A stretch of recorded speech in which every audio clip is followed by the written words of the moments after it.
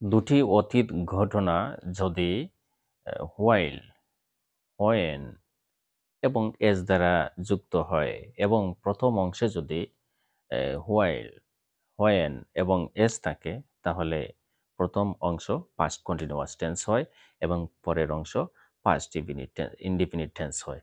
সে অনুযায়ী আমার ৪টা অপশন দেওয়া আছে। এই ৪টি অপশনের মধ্যে সঠিক উত্তরটি হচ্ছে he was walking, past continuous. He was walking.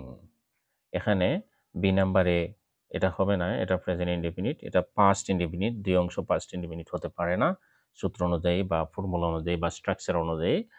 R C number is walking, এটা প্রেজেন্ট কন্টিনিউয়াস, এটাও হবে না। সুতরাং সঠিক অ্যান্সার হচ্ছে was walking, past continuous. While he was walking in the garden, a snake bit him. Thank you very much for watching the video.